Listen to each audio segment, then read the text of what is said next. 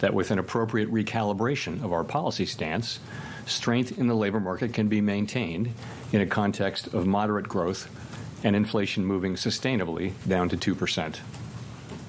We also decided to continue to reduce our securities holdings. I will have more to say about monetary policy after briefly reviewing economic developments.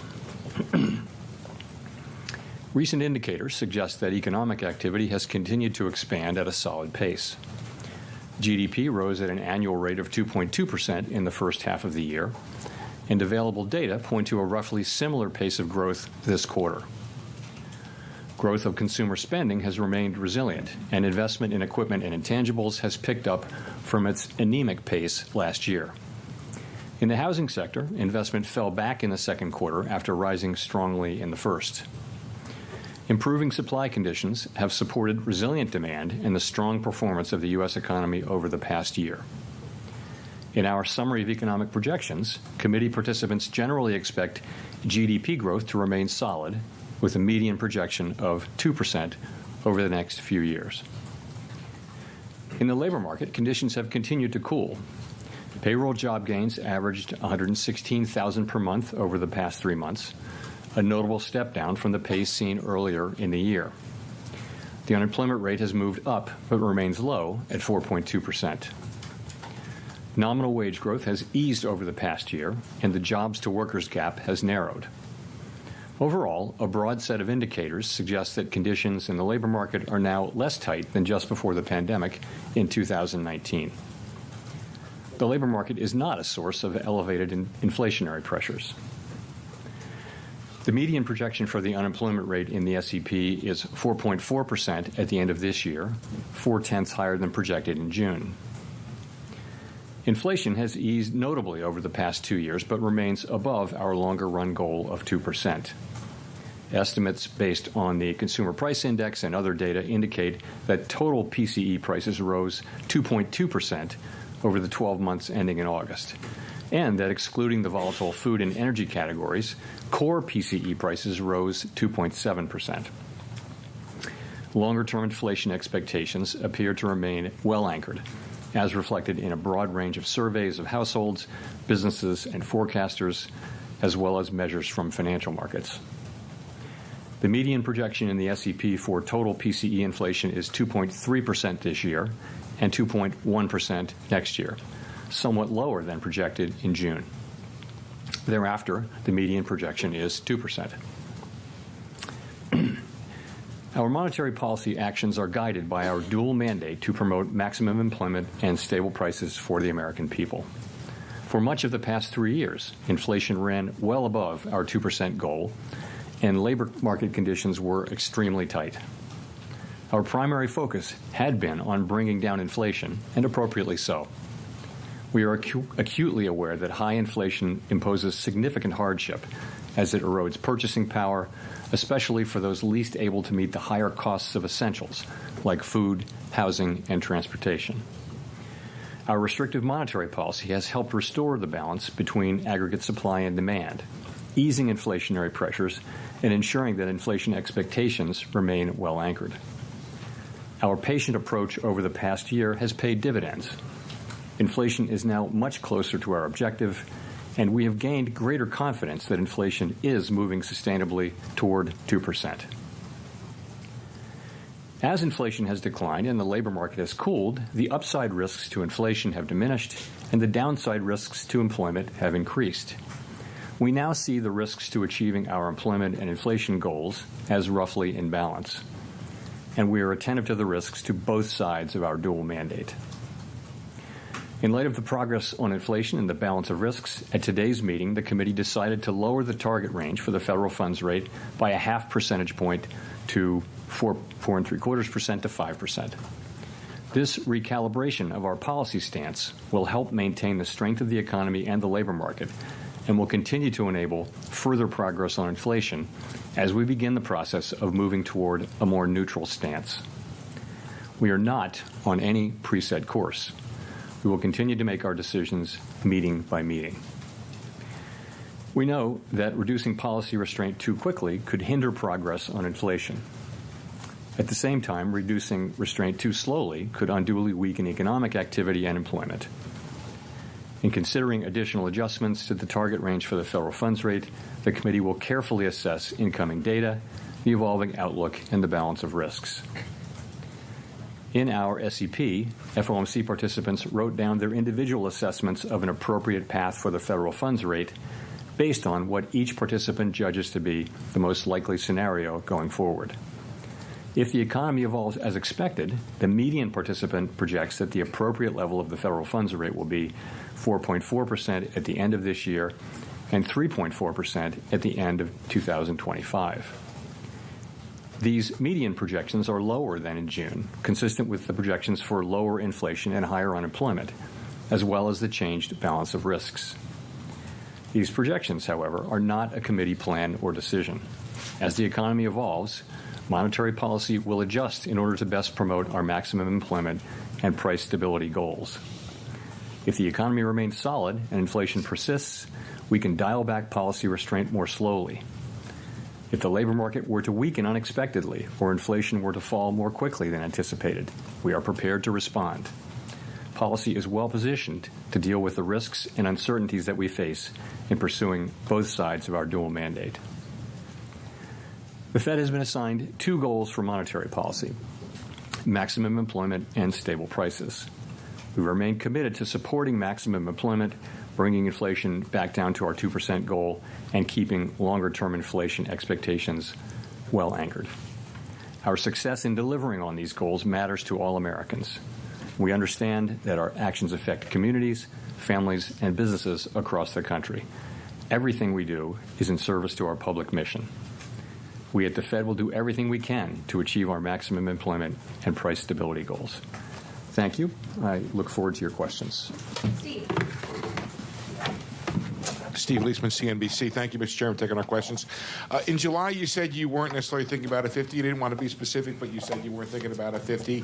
The inflation data last week came out a little firmer than expected. Retail was strong, third quarter GDP running 3%. So what changed and made the committee go 50, and how do you respond to the concerns that perhaps it shows the Fed is more concerned about the labor market? And I guess, should we expect more 50s in the months ahead? And based on what should we make that call? Thank you. So, okay, a lot of questions in there. Let me jump in.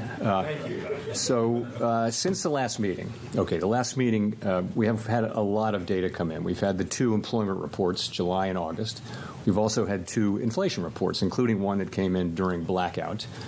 We had the QCEW report, which suggests that suggests that the payroll report numbers that we're getting may be artificially high and will be revised down. You know that. We've also seen anecdotal data like the Beige Book. So we took all of those and we went into blackout and we thought about what to do, and we concluded that this was the right thing for the economy, for the people that we serve, and that's how we made our decision. So that's one question. What was the second and third? How do we make sorry, thank you, sir. How do we figure out in the months ahead, is there another 25 or 50 coming in? Based on what shall we make that call? Thank you. Sure. So a couple things. A good place to start is the SEP, but let me start with what I said, which was that we're going to be making decisions meeting by meeting based on the incoming data, the evolving outlook, the balance of risks. If you look at the SEP, you'll see that it's a process of recalibrating our policy stance away from where we had it a year ago when inflation was high and unemployment low, to a place that's more appropriate given where we are now and where we expect to be. And that process will take place over time. There's nothing in the SEP that suggests the committee is in a rush to get this done. This process evolves over time. Of course, that's a projection. That's a baseline projection. We know, as I mentioned in my remarks, that the actual things that we do will depend on the way the economy evolves. We can go quicker if that's appropriate. We can go slower if that's appropriate. We can pause if that's appropriate. But that's what we were contemplating. And I would point you to the SEP as just an assessment of where of what the committee is thinking today, what the individual members, rather, of the committee are thinking today, assuming that their particular forecasts are realized. Go to Chris. Hi, Chris Rugaber at Associated Press. Thank you. The projections show that the Fed officials expect the Fed funds rate to still be above their estimate of long-run neutral by the end of next year. So does that suggest you see rates as restrictive for that entire period? Does that threaten the weakening of the job market that you said you'd like to avoid? Or does it suggest that maybe people see the short-run neutral as a little bit higher than Thank you. I think the way I would really characterize it is this. I think people write down their estimate, individuals do.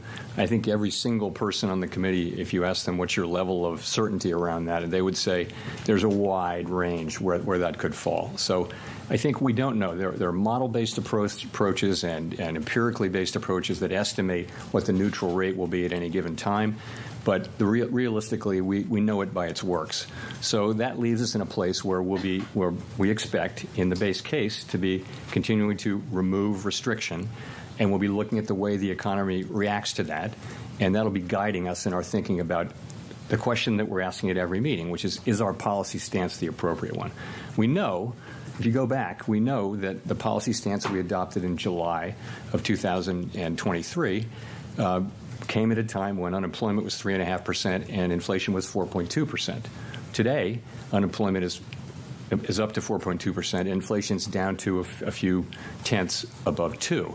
So we know that it is time to recalibrate our policy to something that is more appropriate given the progress on inflation and on employment, moving to a more sustainable level.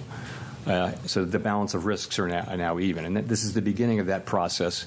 I mentioned the direction of which is toward a sense of neutral. And we'll move as fast or as slow as we think is appropriate in real time. But what you have is our individual accumulation of individual estimates of what that will be in the base case.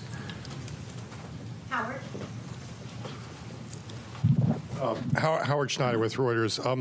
How close was this in terms of the decision? You do have the first dissent by a governor since 2005, I think. Was the weight clearly in favor of a 50, or was this a very close decision?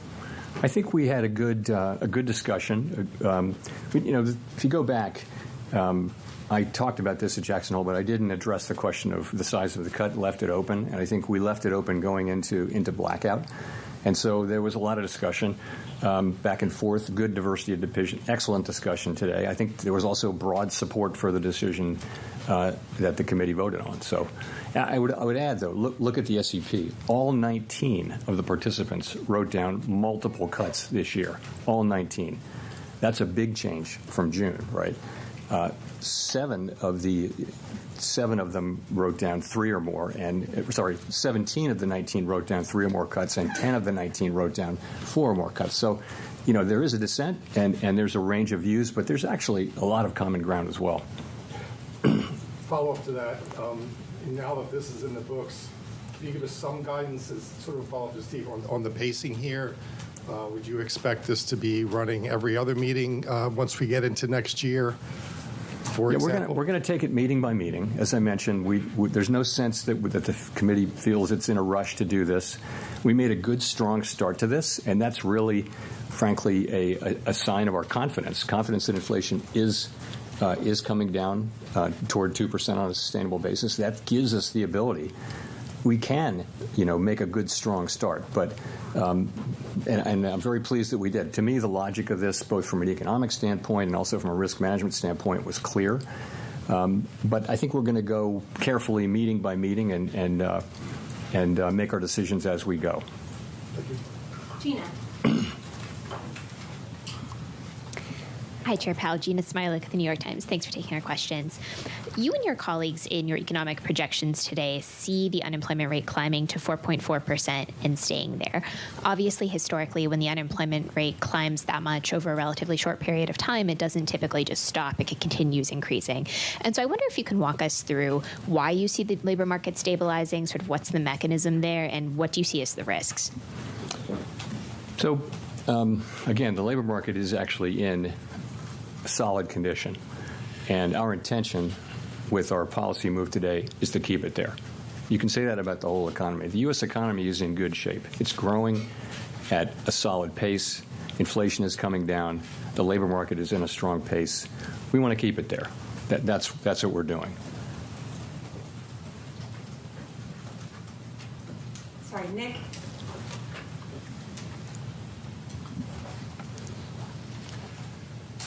Nick Timmeros of the Wall Street Journal. Chair Powell, does today's action constitute a catch-up in action given recent substantial revisions to the employment data? Or is this larger than typical rate cut a function of the elevated nominal level of the policy rate such that an accelerated cadence could be expected to continue? Okay. Multiple questions in there, but so I would say we don't think we're behind.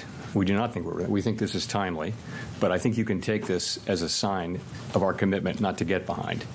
So it's a strong move. So your other question was? Well, is this about what happened in the employment data between this meeting and the last meeting, or is this about the level of the funds rate, the high nominal level of the funds rate relative to what might be expected if you're trying to maintain equilibrium? So I think it's about we come into this with a policy position that was put in place, as you know, I mentioned in July of 2023, which was a time of high inflation and very low unemployment. We've been very patient about reducing the policy rate. We've waited. Other central banks around the world have cut, many of them several times. We've waited, and I think that patience has really paid dividends in the form of our confidence that inflation is moving sustainably down to 2%. So I think that is what enables us to take this strong move today. I do not think that anyone should look at this and say, "Oh, this is the new pace." You have to think about it in terms of the base case. Of course, what happens will happen. So in the base case, what you see is look at the SEP. You see cuts moving along. The sense of this is we're recalibrating policy down over time to a more neutral level. And we're moving at the pace that we think is appropriate given developments in the economy in the base case. The economy can develop in a way that would cause us to go faster or slower, but that's what the base case says. And if I could follow up on the balance sheet. In 2019, when you did the mid-cycle adjustment, you ceased the balance sheet runoff. With a larger cut today, should there be any signal inferred about how the committee would approach end state on the balance sheet policy? So in the current situation, reserves have really been stable. They haven't come down. So reserves are still abundant and expected to remain so for some time. As you know, the shrinkage in our balance sheet has really come out of the overnight RRP. So I think what that tells you is we're not thinking about stopping runoff because of this at all. We know that these two things can happen side by side. In a sense, they're both a form of normalization. And so for a time, you can have the balance sheet shrinking but also be cutting rates. Colby. Thank you. Colby Smith with the Financial Times. Just following up on Gina's question on rising unemployment, is it your view that this is just a function of a normalizing labor market amid improved supply, or is there anything to suggest that something more concerning perhaps is taking place here, given that other metrics of labor demand have softened too? And I guess in direct follow-up to Gina is, why should we not expect a further deterioration in labor market conditions if policy is still restrictive? So I think what we're seeing is clearly labor market conditions have cooled off by any measure, as I talked about in Jackson Hole. And but they're still at a level. The level of those conditions is actually pretty close to what I would call maximum employment. So you're close to mandate, maybe at mandate on that. So what's driving it? Clearly, payroll job creation has moved down over the last few months, and this bears watching. By many other measures, the labor market has returned to or below 2019 levels, which was a very good, strong labor market, but this is more sort of 2018-17. So the labor market bears close watching, and we'll be giving it that. But ultimately, we believe, with an appropriate recalibration of our policy, that we can continue to see the economy growing, and that will support the labor market. In the meantime, if you look at the growth in economic activity data, the retail sales data that we just got, second quarter GDP, all of this indicates an economy that is still growing at a solid pace. So that should also support the labor market over time. So, but again, it bears watching, and we're watching. And just on the point about starting to see rising layoffs, if that were to happen, wouldn't the committee already be too late in terms of avoiding a recession? So that's our plan, of course, has been to begin to recalibrate. And as you know, we're not seeing rising claims. We're not seeing rising layoffs. We're not seeing that, and we're not hearing that from companies that that's something that's getting ready to happen.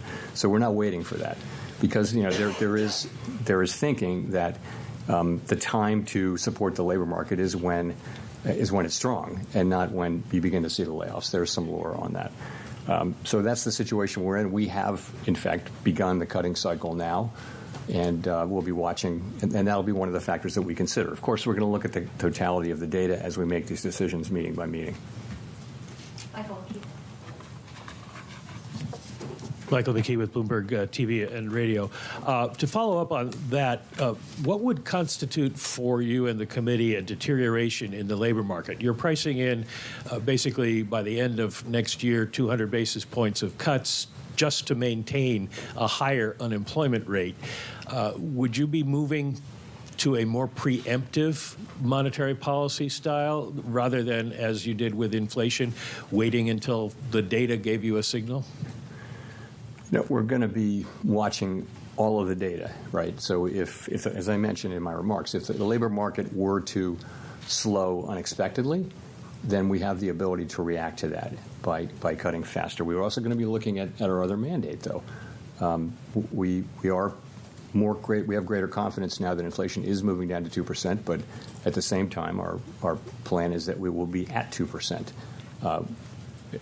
over time. So. And policy, we think, is still restrictive, so that should still be happening. I'm just curious as to how sensitive you'll be to the labor market, since you forecast we are going to see higher unemployment, and it is going to take a significant amount of monetary easing to just maintain it.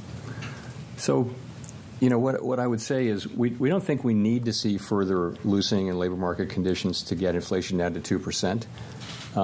But we have a dual mandate, and I think you can take this whole action as take a step back. What have we been trying to achieve? We're trying to achieve a situation where we restore price stability without the kind of painful increase in unemployment that has come sometimes with disinflation. That's what we're trying to do. And I think you can take today's action as a sign of our strong commitment to achieve that goal. Rachel. Hi, Chair Powell. Rachel Siegel from the Washington Post. Thanks for taking our questions. You're describing this view that you don't think you're behind when it comes to the job market. Can you walk us through the specific data points that you found to be most helpful in the discussions at this meeting? You've mentioned a couple, but would you be able to walk us through what that dashboard told you as far as what you know about the job market now? Sure. So we'll start with unemployment, which is the single most important one probably. You're at 4.2%. That's, I know that's higher than we were used to seeing numbers in the mid and even below mid threes last year. But if you look back over the sweep of the years, that's a very healthy unemployment rate, and anything in the low fours is a good labor market. So that's one thing. Participation is at high levels. It's we're right adjusted for demographics, for aging. Participation's at pretty high levels. That's a good thing. Wages are still a bit above what would be their wage increases. Rather, are still just a bit above where they would be over the very longer term to be consistent with 2% inflation. But they're very much coming down to what that sustainable level is. So we feel good about that. Vacancies over, per unemployed is back to what is still a very strong level. It's not as high as it was. That number reached 2 to 1, 2 vacancies for every unemployed person, as measured. It's now around 1, but that's still a very good number, I would say. Quits have come back down to normal levels. I mean, I could go on and on. There are many, many employment indicators. What do they say? They say this is still a solid labor market. The question isn't the level. The question is that there has been change, particularly over the last few months. And, so what we say is as the risks, the upside risks to inflation have really come down, the downside risks to employment have increased. And because we have been patient and held our fire on cutting while inflation has come down, I think we're now in a very good position to manage the risks to both of our goals. And what do you expect to learn between now and November that will help inform the scale of the cut at the next meeting? More data, the usual. Don't look for anything else. We'll see another labor report. We'll see another jobs report. I think we get a second jobs report on the day of the meeting, I think. Or no, on the Friday before the meeting. And inflation data. We'll get all this data. We'll be watching. It's always a question of look at the incoming data and ask what are the implications of that data for the evolving outlook and the balance of risks, and then go through our process and think what's the right thing to do. Is policy where we want it to be to foster the achievement of our goals over time? So that's what it is, and that's what we'll be doing. Thanks. Hi, Chair Powell. Neil Irwin with Axios. We've only been running a little above 100,000 jobs a month on payrolls the last 3 months. Do you view that level of job creation as worrying or alarming, or would you be content if we were to kind of stick at that level? And relatedly, one of the welcome trends of the last couple of years has been labor market steam coming out through job openings falling rather than job losses. Do you think that trend has further to run, or do you see risk that further labor market cooling will have to come through job losses? So on the job creation, it depends on the inflows, right? So if you're having millions of people come into the labor force, and you're creating 100,000 jobs, you're going to see unemployment go up. So it really depends on what's the trend underlying the volatility of people coming into the country. We understand there's been quite an influx across the borders, and that has actually been one of the things that's allowed unemployment rate to rise. And the other thing is just the slower hiring rate, which is something we also watch carefully. So it does depend on what's happening on the supply side. And on the beverage curve question, yes. So we all felt on the committee, not all, but I think everyone on the committee felt that job openings were so elevated that they could fall a long way before you hit the part of the curve where job openings turned into higher unemployment, job loss. And yes, I think we are. It's hard to know that you can't know these things with great precision, but certainly it appears that we're very close to that point, if not at it, so that further declines in job openings will translate more directly into unemployment. But it's been a great ride down. I mean, we've seen a lot of tightness come out of the labor market in that form without it resulting in lower employment. Thanks, Chair Powell. Edward Lawrence, Fox Business. So we've heard some speculation that you may be going with the federal funds rate to 3.5%, maybe under 4%. And there's basically an entire generation that has experienced zero or near zero federal funds rate. Now, some think we're heading in that direction again. What's the likelihood that cheap money is now the norm? So this is a question. You mean after we get through all of this? It's just great question that we can only speculate about. Intuitively, many people anyway would say we're probably not going back to that era where there were trillions of dollars of sovereign bonds trading at negative rates, long-term bonds trading at negative rates, and it looked like the neutral rate might even be negative. So people were issuing debt at negative rates. It seems that's so far away now. My own sense is that we're not going back to that. But honestly, we're going to find out. But it feels to me and that the neutral rate is probably significantly higher than it was back then. How high is it? I just don't think we know. We only know it by its works. And one more. How do you respond to the criticism that will likely come that a deeper rate cut now before the election has some political motivations? Yeah, so this is my fourth presidential election at the Fed, and it's always the same. We're always going into this meeting in particular and asking what's the right thing to do for the people we serve, and we do that, and we make a decision as a group, and then we announce it, and that's always what it is. It's never about anything else. Nothing else is discussed, and I would also point out that the things that we do really affect economic conditions for the most part with a lag. So nonetheless, this is what we do. Our job is to support the economy on behalf of the American people. And if we get it right, this will benefit the American people significantly. So this really concentrates the mind, and it's something we all take very, very seriously. We don't put up any other filters. I think if you start doing that, I don't know where you stop. And so we just don't do that. Jolene. Thank you, Chair Powell. I'm Jolene Kent with CBS News. My first question is, very simply, what message are you trying to send American consumers, the American people, with this unusually large rate cut? I would just say that, the U.S. economy is in a good place, and our decision today is designed to keep it there. More specifically, the economy is growing at a solid pace. Inflation is coming down closer to our 2% objective over time. And the labor market is still in solid shape. So our intention is really to maintain the strength that we currently see in the U.S. economy. And we'll do that by returning rates from their high level, which has really been the purpose of which has been to get inflation under control. We're going to move those down over time to a more normal level over time. Just a quick follow-up to that. Listening to you talk about inflation moving meaningfully down to 2%, is the Federal Reserve effectively declaring a decisive victory over inflation and rising prices?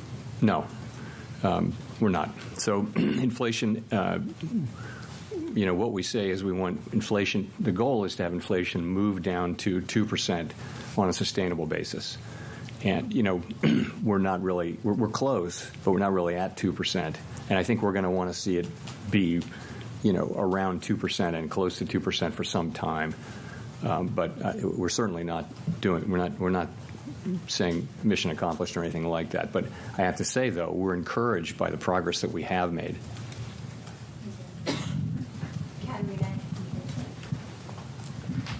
Hi, Katerina Saraiva with Bloomberg News.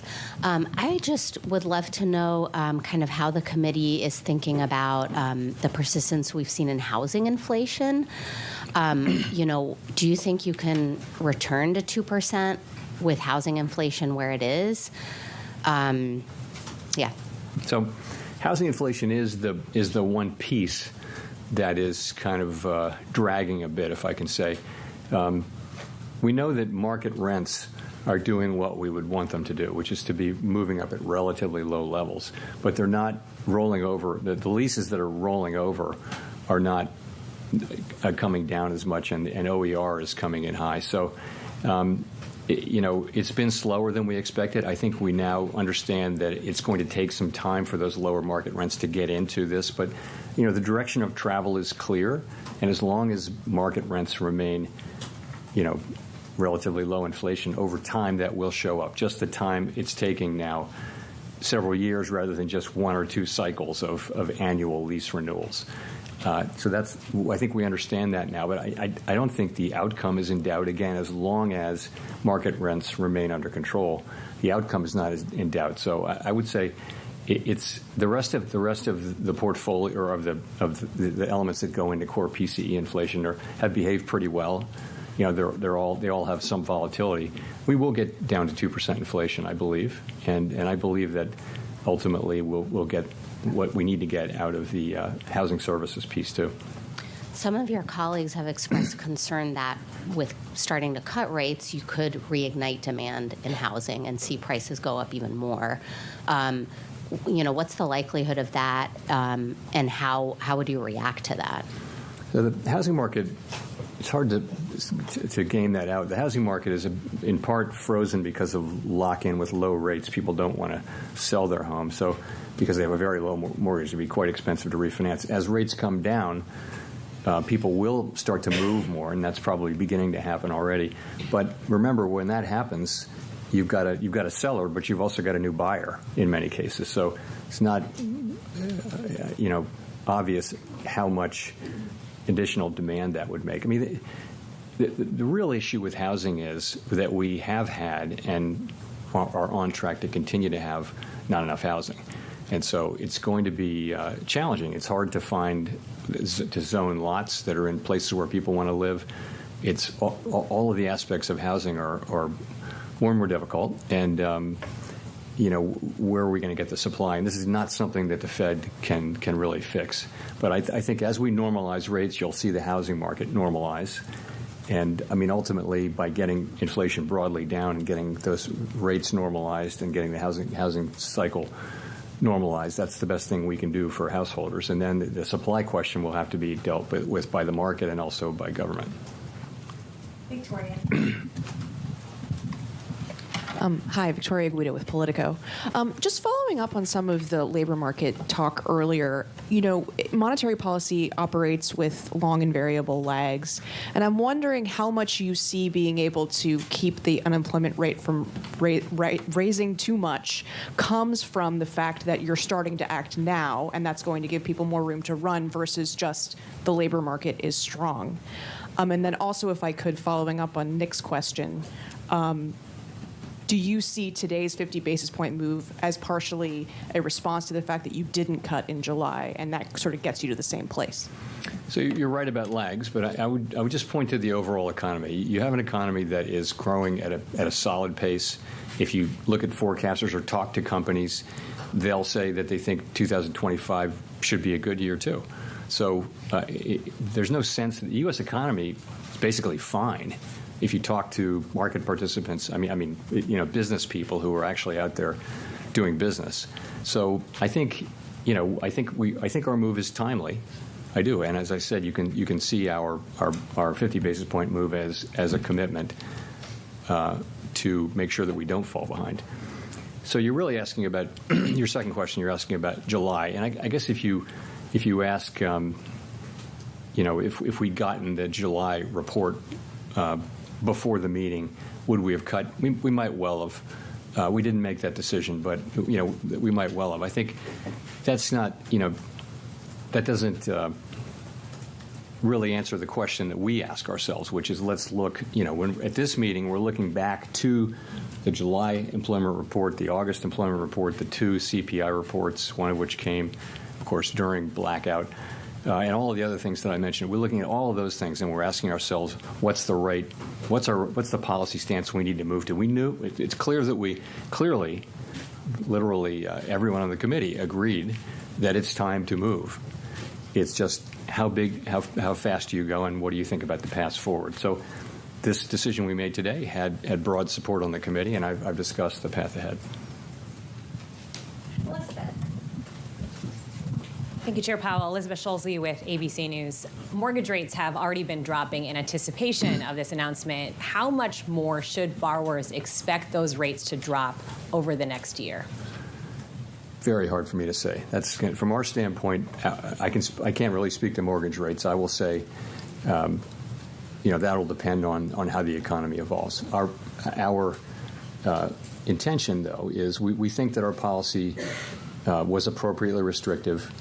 We think that it's time to begin the process of recalibrating it to a level that's more neutral rather than restrictive. We expect that process to take some time, as you can see in the projections that we released today. And if things work out according to that forecast, other rates in the economy will come down as well. However, the rate at which those things happen will really depend on how the economy performs. We can't look a year ahead and know what the economy is going to be doing.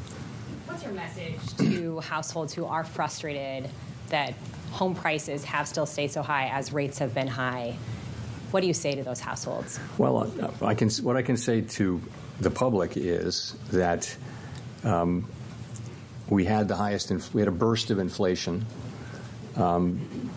Many other countries around the world had a similar burst of inflation. And when that happens, part of the answer is that we raise interest rates in order to cool the economy off, in order to reduce inflationary pressures. It's not something that people experience as pleasant, but at the end, what you get is low inflation restored, price stability restored. And a good definition of price stability is that people in their daily decisions, they're not thinking about inflation anymore. That's where everyone wants to be, is back to what's inflation. We just keep it low, keep it stable.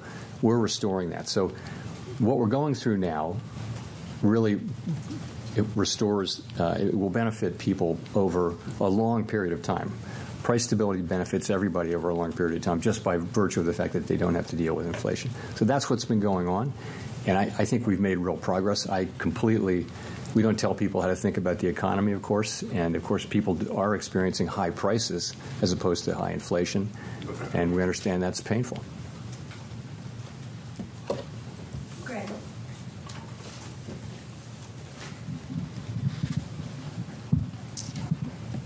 Hi, Chair Powell. Greg Robb from MarketWatch.com. I was wondering if you could go through, you said just at the beginning that coming into the blackout, there was like an open thought of 25 or 50. You know, the Fed could move either 25 or 50.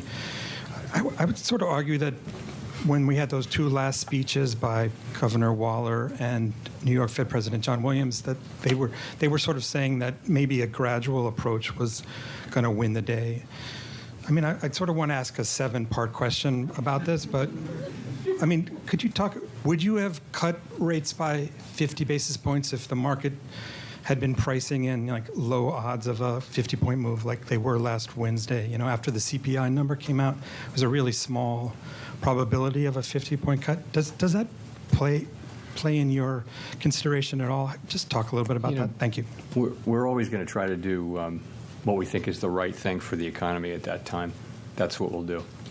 And that's what we did today. Simon. Thank you, Chair Powell. Simon Rabinovich with The Economist. You've mentioned how closely you're watching the labor market, but you also noted that payroll numbers have been a little bit less reliable lately because of the big downward revisions. Does that put your focus overwhelmingly on the unemployment rate? And given the SEP projection of 4.4 basically being the peak in the cycle, would going above that be the kind of thing that would trigger another 50 basis point cut? So we will continue to look at that broad array of labor market data, including the payroll numbers. We're not discarding those.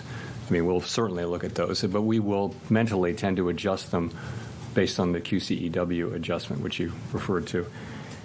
There isn't a bright line. It will be the unemployment rate's very important, of course, but there isn't a single statistic or a single bright line over which that might move that would dictate one thing or another. We'll look at each meeting, we'll look at all the data on inflation, economic activity, and the labor market, and we'll make decisions about is our policy stance where it needs to be to foster over the medium term our mandate goals. Yeah, so I can't say we have a bright line in mind.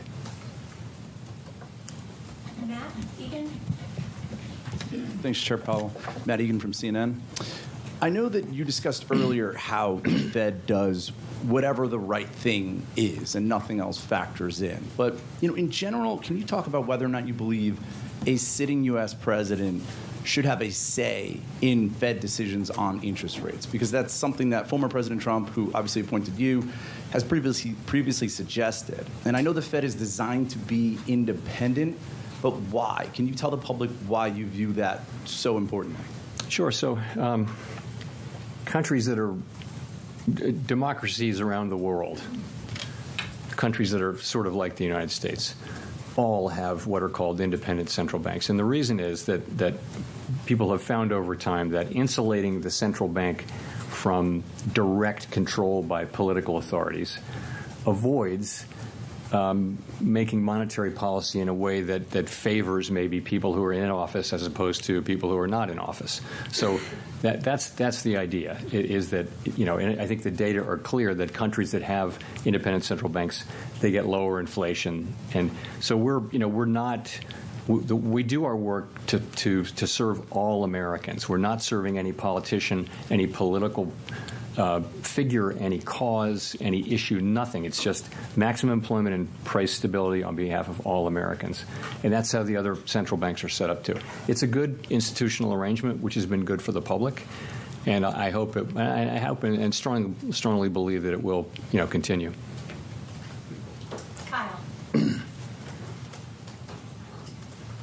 Kyle. Kyle Campbell for American Banker. Thanks for taking the questions, Chair Powell. A couple regulatory developments in the past week that I want to ask you about. First, last week, Vice Chair for Supervision, Michael Barr, outlined his views for the changes to the Basel III Endgame. I'm wondering if you are in alignment with him on what those changes should be, if those have support on the board in a broad way that you're looking for, and if you think the other agencies are also fully on board with that approach. And then yesterday, other banking regulators. You know what? Hold the second question. Okay, sure. Let me we'll give you the second question. So, the answer to your question is that yes, those changes were negotiated between the agencies with my support and with my involvement, with the idea that we were going to repropose the changes that Vice Chair Barr talked about, and then take comment on them. So yes, that is, that's happening with my support. Okay. And is there a date for that? That's not a final proposal, though. You understand? We're putting them out for comment. We're going to take comment and make appropriate changes. We don't have a calendar date for that. And as for the other agencies, the idea is that we're all moving together. We're not moving separately. So that I don't know exactly where that is, but the idea is that we will move as a group to put this again out for comment, and then it'll come. The comments will come back 60 days later, and we'll dive into them, and we'll try to bring this to a conclusion sometime in the first half of next year. And then yesterday, there were merger reform finalizations from the other bank regulators. What does the Fed have to do to align itself on merger? I would bounce that question to Vice Chair Barr. It's a good question, but I don't have that today. Thanks. Jennifer for the last question. Thank you, Chair Powell. Jennifer Schonberger with Yahoo Finance. You said earlier that the decision today reflects with appropriate recalibration strength in the labor market that can be maintained in the context of moderate growth. Even though the policy statement says you view the risks to inflation and job growth as roughly balanced. Given what you've said, though, today, I'm curious, are you more worried about the job market and growth than inflation? Are they not roughly balanced?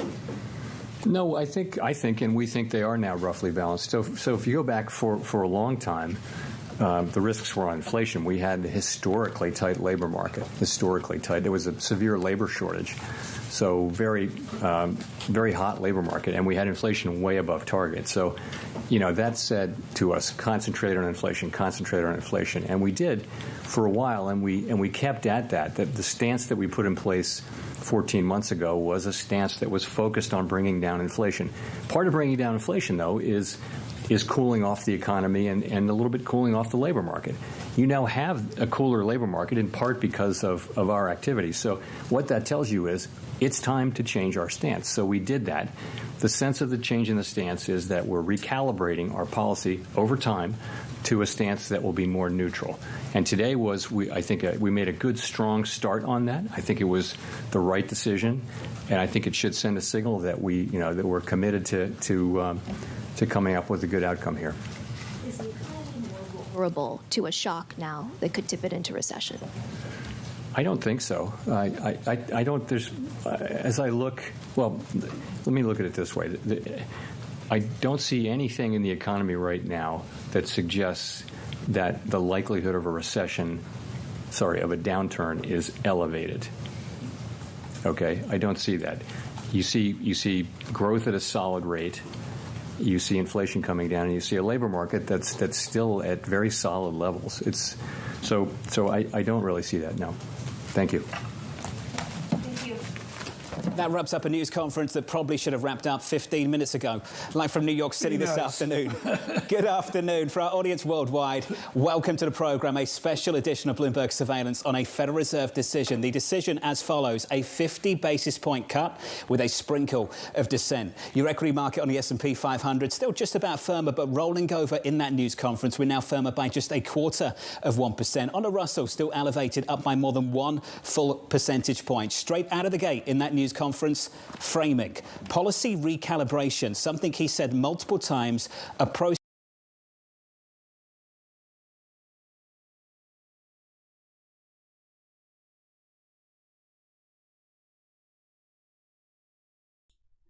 Well, I think you can hear me now. Yeah, that was it with the meeting. I think what the Fed chairperson was just trying to do here is to calm markets, and of course with that we saw like massive and crazy volatilities left, right, and center. So we'll just get into the charts here. We'll talk about our favorite coins, but let's take a look at the big ones. Right now we are seeing Bitcoin and the stock market. They are basically trending towards the downside. And yeah, it's something that was basically anticipated, that would have a huge run towards the upside and then obviously calm down a little bit. But the volatility usually continues all the way up until tomorrow, and you will see basically. So this is a 5-minute chart that you're seeing here, but if we go here to the daily time frame, basically you see that there is basically no change as to what markets were looking like before, right? So really, I'm really conflicted because I've shown you the data and I've shown you how things have worked in the past with this kind of things. But I think he had a very strong message to say that, you know what, we don't see any worrying signs in the economy and stuff like that. But obviously, it's going to take a bit of time, maybe a day or two, for the market to digest what was said in that meeting. And from there, we're going to have a clear direction. But from my side here, I don't think, this was actually helpful in any way, shape, or form, because I think it was already priced in. I mean, people have been talking about this for, I really don't know how many months at this point, but you can see that we didn't get much of a big reaction, right? So I will jump into the chart right now and hear what you guys are saying, and we'll also talk about our favorite altcoins. We're going to be talking about Jasmine, we're going to be talking about ICP, and obviously your favorite altcoin that you want to be suggesting. But I just want you guys to give me a second. I just want to grab my phone in the next room, and then I'll be back real quick, right? So hang on, I'll be there like just a second, right?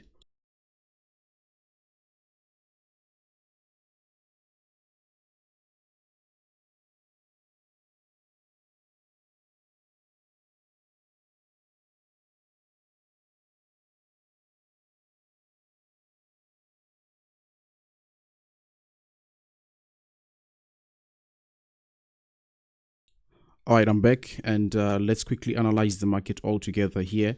Please like the live stream, share it with whoever you think need this live stream. And then, you know what, there was no video today, no ICP video, no Jasmine video. So we can, of course, take this opportunity to look at those charts and, show you exactly where I'm standing with actually the latest news and stuff like that, right? So yeah, let's start here with the Jasmine price chart real quick, and let's see what we were looking forward to and what has actually happened. There was a trade which we were going to take in the Patreon, but I'm not really sure if it got filled because Jasmine really didn't move at all. If anything, it just moved maybe 1 or 2%, right? So I want to see I think it was the Maxi chart. Yeah, this is the one. Yeah, okay. Yeah, so I was anticipating Jasmine to at least go ahead and reach something like 2.1 cents or something like that, but I guess it's not going to do that. Maybe as the volatility continues tomorrow, we can have something like that here coming out of the Jasmine price set. Now obviously one big thing to note here is this 50 daily moving average. Of course, we have heard the news, it has happened, but are we gonna be having another test here of this 50 daily moving average before we either confirm a breakout towards the upside or probably another rejection towards the downside? So the 50 daily moving average is the one that is going to be determining when we're going to be entering a long or short position here on the Jasmine price. But remember, we have to win in either direction, right? Whether the market is good or bad. So right now the governing factor is that 50 daily moving average here on the Jasmine price. That again, if we take a look at the underlying indicators, which was the RSI, what is happening? Okay, it has loaded finally. We are really far off, right? So I want to see at least a retest of this bar here before I decide to take any sort of action, either a long or a short position. So those things are still remaining constant, to be honest with you. And then obviously with ICP, Internet Computer Protocol, immediate short term, there wasn't again much of a change. It was just chopping along with the rest of the market, right? So let's see if there is anything that happened that I missed here with ICP, Internet Computer Protocol. Basically none, except that Now we were taking a look at the 3 daily time frame here for ICP. So again, if we look at those metrics that we were looking for, again, yeah, we want to see it push a little bit higher towards the 50 mark on the RSI, and then if it succeeds to break above the 50 mark, then we are going to be taking a long position there on ICP. If again we get a rejection at that 50 mark, it means that, you know, the price is going to be going a little bit much lower than, you know, we don't want the price to go here for ICP. So the minimum, or the bare minimum that you would be expect the price to go to, is something like maybe $6.50 if it continues moving towards the downside. But towards the upside, I think this is where we have got much more, you know, room to grow into, because our next, you know, resistance is right around you know, $10.50, and then from there, once we break that, we can see as high something like $18 or something like that. So I would definitely be much more excited if we see the price breaking that 50 mark there and going higher, but for now we are not having that. So that's what ICP and Jasmine are doing right at this point. Bitcoin, basically nothing has changed. Let's see what kind of volatility will be there tomorrow. Gold is you know, doing pretty well, but let's see if it's gonna stop, because if gold stops here, that is probably something that is great for the crypto market. We need to see a bit of consolidation right there, but other than that, I think I'll check in tomorrow and we'll see where the charts will be. But I think right at this point, you know what things you should actually be looking forward to. So just remember, none of what I say is financial advice, and you should be buying or selling anything because of anything I say. All right, see you on the next one.